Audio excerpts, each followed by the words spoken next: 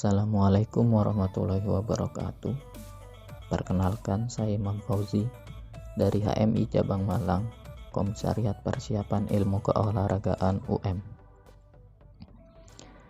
Saya ucapkan terima kasih kepada Komisariat Sastra UM karena telah mengajak dan memberikan fasilitas pada saya untuk mengisi konten YouTube-nya. Pada kesempatan kali ini, saya akan mengisi konten YouTube dari Komisariat Sastra UM dengan review buku yang berjudul Bacalah dari Eko Prasetyo yang diterbitkan pada tahun 2018. Sebelum masuk ke pembahasan, alangkah lebih baiknya karena channel YouTube ini tidak disponsori oleh siapapun, kawan-kawan subscribe dan like terlebih dahulu. Oke, apabila sudah, kita masuk pada pembahasan review buku. Eko Prasetyo yang dulunya hidup di lingkungan pondok dan pernah menjadi mahasiswa, tentu tidak terlepas dari hal yang berbau literasi. Seperti yang dikatakan dalam bukunya sendiri, literasi yang basisnya adalah budaya baca dan tulis, kini punya makna yang lebih luas. Bentuk kecerdasan kognitif, buah dari proses pendidikan yang panjang, termanifestasi pada kemampuan memahami, mencerna, dan menganalisis suatu teks atau konsep yang kemudian diterjemahkan dalam tindakan praktis. Nah, artinya literasi tidak hanya terbatas pada budaya membaca dan tulis saja, tetapi harus termanifestasi dalam kehidupan nyata manusia. Nah, di awal Eko Prasetyo mencoba membuka pandangan kita sebagai umat Islam terkhususnya, bahwasanya umat Islam seharusnya kental dengan budaya literasi. Karena titah pertama Tuhan yang turun kepada Rasul adalah bacalah, Iqra, bacalah. Karena itulah seharusnya kita sebagai umat Islam adalah umat yang berwawasan luas. Sehingga masa kejayaan Islam yang diceritakan dalam buku Eko Prasetyo di awal, yaitu Islam berjaya dan bisa disebut masa keemasan Islam pada tahun 783 sampai 933 di Eropa, khususnya di Cordova, Konstantinopel, dan Baghdad. Hal tersebut tidak terlepas dari keterbukaan kaum muslim dengan ilmu pengetahuan. Pemimpin di kala itu adalah Khalifah Harun ar-Rasyid dan putranya Al-Ma'mun. Contoh kemajuan Islam dalam mengutamakan ilmu pengetahuan pada waktu itu adalah ada sekitar 113.000 rumah dengan 70 perpustakaan besar dan sejumlah toko buku di sepanjang jalan kota. Akan ada ratusan masjid yang di dalamnya juga banyak buku-buku yang bisa dipelajari. Jadi masjid tidak hanya untuk tempat beribadah yang hubungannya dengan Tuhan tanpa ada proses pendidikan, proses edukasi. Itulah masa kejayaan Islam. Bahkan di kala itu Cordoba memperoleh popularitas internasional. Nah, inilah kisah-kisah ataupun cerita masa keemasan Islam yang coba dipaparkan oleh Eko Prasetyo bahwasanya Islam mengalami masa keemasannya tidak terlepas dari budaya atau kebiasaan membaca, sehingga menghasilkan pengetahuan-pengetahuan dan dihargai oleh dunia. Nah, kembali lagi kepada pembahasan selanjutnya, bahwasanya keadaan sekarang umat Islam bisa dikatakan mengalami kemunduran dalam konteks budaya membaca. Nah, ini diungkapkan dari fakta-fakta yang ditulis oleh Eko Prasetyo.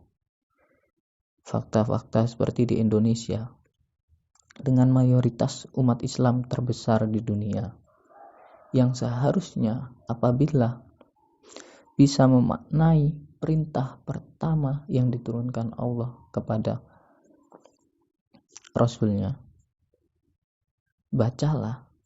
Seharusnya Indonesia punya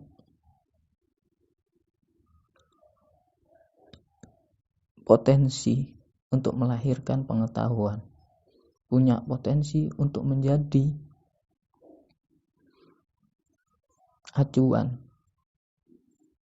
karena mayoritasnya orang Islam dan yang diperintahkan pertama kali adalah membaca. Akan tetapi fakta bilang tidak begitu. Indonesia menempati peringkat 62 dari 63 negara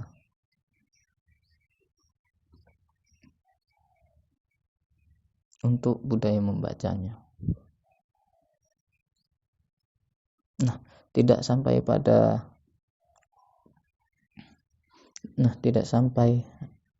tidak hanya itu. Eko Prasetyo kemudian menjelaskan juga bagaimana dampak membaca ini kepada ekonomi, kepada politik, kepada hal-hal yang lain. Sangat banyak dampaknya. Itu pembahasan di bab-bab awal buku Eko Prasetyo. Kemudian di bab selanjutnya Eko Prasetyo mencoba menggugah kita bahwasanya seperti yang dikatakan di awal tadi, budaya literasi tidak hanya terbatas pada membaca dan menulis, tapi juga termanifestasi dalam kehidupan sehari-hari. Dengan itulah ilmu pengetahuan akan terkorelasi dengan amal ataupun kerja dari manusia, sehingga tidak hanya jatuh pada angan-angan dan imajinasi semata. Nah, Eko Prasetyo pun menyambungkan bahwasanya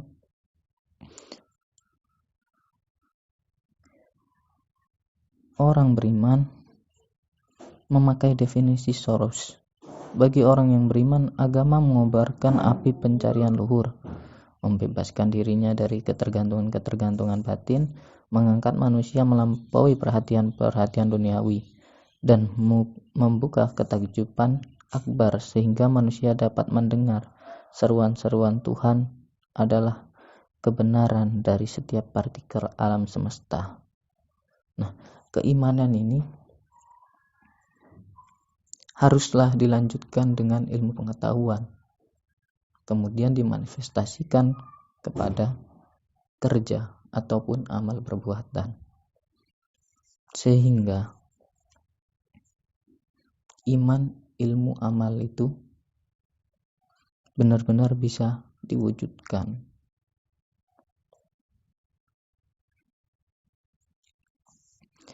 Tidak berhenti di sana, Eko Prasetyo kemudian dalam bukunya ini mencoba menggugah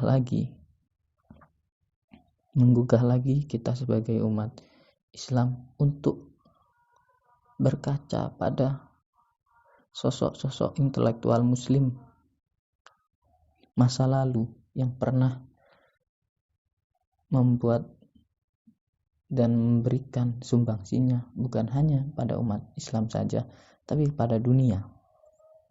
Seperti Ibnu Sina, salah satu contohnya. Nah, dari sinilah Eko Prasetyo menulis buku Bacalah ini sebagai, kalau dalam kalimat yang bisa saya kutip dari bukunya, yaitu membaca adalah provokasi untuk bangkit. Jika hari ini umat Islam merasa dirinya mengalami kemunduran,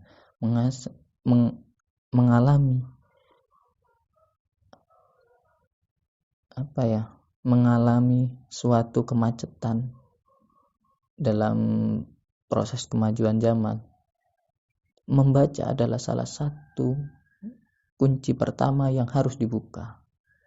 Salah satu kunci kita untuk terus-menerus mendapatkan ilmu pengetahuan sehingga tidak mengalami ketertinggalan oleh umat-umat agama yang lainnya ataupun bangsa yang lainnya.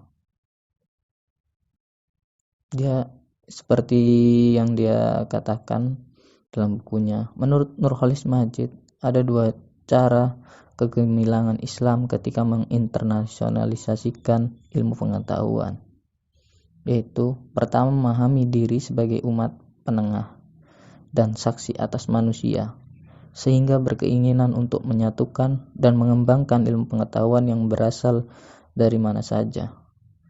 Kedua, sejalan dengan keyakinan agama bahwa mereka harus membawa